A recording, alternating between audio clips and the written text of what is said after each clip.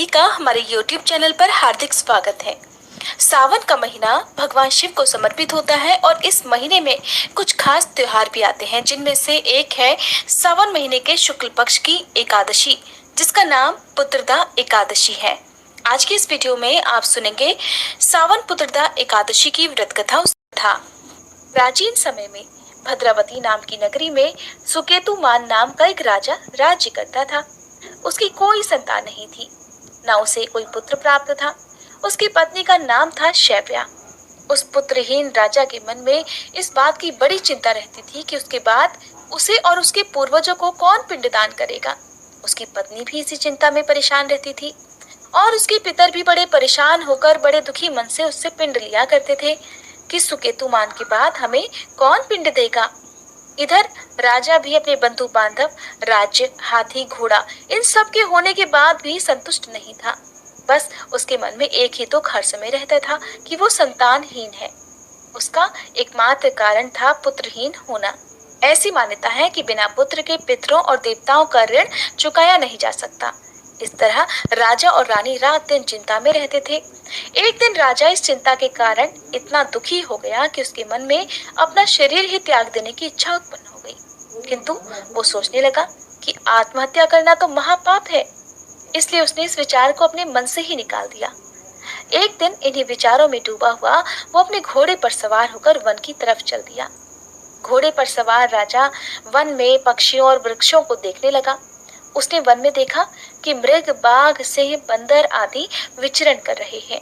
हाथी अपने बच्चों और हथेलियों के साथ उनके बीच में बड़े प्यार से घूमते हुए विचरण कर रहे हैं। उस वन में राजा ने देखा कि कहीं तो सियार कर्कश स्वर निकाल रहे हैं, कहीं मोर अपने परिवार के साथ नाच रहे हैं। वन के इतने सुंदर मनोहर दृश्यों को देखकर राजा और ज्यादा दुखी हो गया कि इन जानवरों तक के पुत्र हैं, इन जानवरों का भी परिवार है, लेकिन उसका कोई पुत्र क्यों नहीं है, उसका परिवार आगे क्यों नहीं बढ़ता। इसी सोच विचार में दोपहर हो गई। उस दिन एकादशी का दिन था। राजा ने सुबह से कुछ भी खाया पिया नहीं था। अब राजा एक पेड़ के नीचे बैठकर सोचने लगा कि मैंने तो अपने जीवन में अनेकों यज्ञ किए हैं, ब्राह्मणों को स्वादिष्ट भोजन भी कराया है, बहुत दान भी दिए हैं, किंतु फिर मुझे इस जन्म में ये दुख क्यों मिल रहा है। आखिर इसका कारण क्या हो सकता है। मैं अपनी परेशानी किससे कहूँ, कौन मेरी व्यथा को सुनेगा और कौन मेरी व्यथा का समाधान बता सकता है। इस प्रकार राजा अपने ही विचारों में खोया हुआ था। तभी राजा को जोर से प्यास लगी।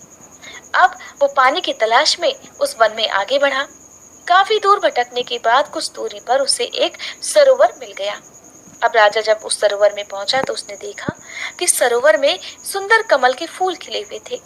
सारस, हंस, घड़ियाल आदि अपने अपने परिवारों के साथ उस सरोवर में जल क्रीड़ा में मगन थे।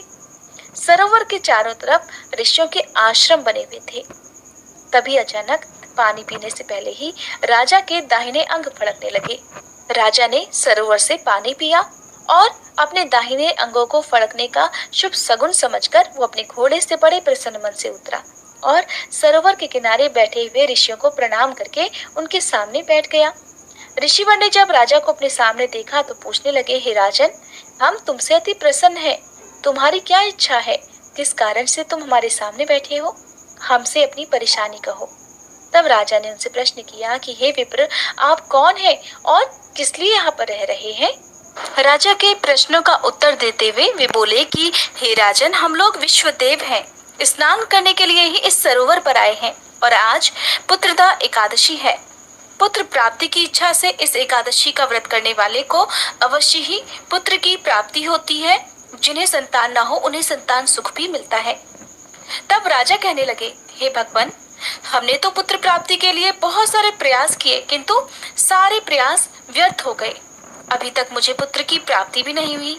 यदि आप मुझ पर प्रसन्न हो तो सुंदर पुत्र की प्राप्ति के लिए मुझे आशीर्वाद दीजिए। राजा की बात सुनकर विश्वदेवों ने कहा, राजन, आज पुत्रदा एकादशी है, इसलिए आप एकादशी के नियमों का पालन कीजिए। भगवान की कृपा से और हम सभी के आशीर्वाद से तुम्हें पुत्र की प्राप्ति अवश्य ही होगी। तब राजा ने ऋषियों के बताए अनुसार पुत्रदा एकादशी का व्रत किया और द्वादशी तिथि के दिन सही समय पर व्रत का पारण किया। व्रत का विधि विधान संपन्न करके तथा उन विश्वदेव ऋषियों को प्रणाम करके राजा अपने घर को वापस आ गए। विश्वदेव ऋषियों के आशीर्वाद से और पुत्रदा एकादशी व्रत के पुण्य प्रभाव से रानी ने यथा समय एक पुण्यात्मा और तेजस्वी पुत्र प्राप्त किया।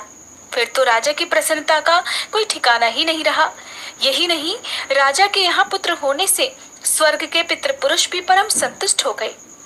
पुत्रदा एकादशी के दिन जो भी भक्त सच्चे मन से इस कथा को पढ़ते हैं या दूसरों को सुनाते हैं, भगवान श्री हरि की कृपा से उनके सभी पाप कट जाते हैं और ऐसे भक्तों को अंत में मोक्ष की प्राप्ति होती है। संतान सुख की इच्छा रखने वाले भक्तों को संतान सुख भी प्राप्त होता है। प्रेम से बोलिए विष्णु भगवान की जय। इस कथा को सुनना, पीले फल और पीले फूलों से पूजन करना चाहिए और भोग में तुलसी दल अवश्य अर्पित करने चाहिए। उम्मीद करती हूँ आज की ये वीडियो आपको पसंद आई होगी। अगर आप जानना चाहते हैं कि पुत्रदा एकादशी के दिन कौन से विशेष उपाय करने चाहिए, भगवान की पूजा कैसे की जाती है, किन किन बातों का ध्यान रखा जाता है, तो आप हमारे चैनल पर अपलोडेड दूसरी वीडियोस को जरूर देखिएगा।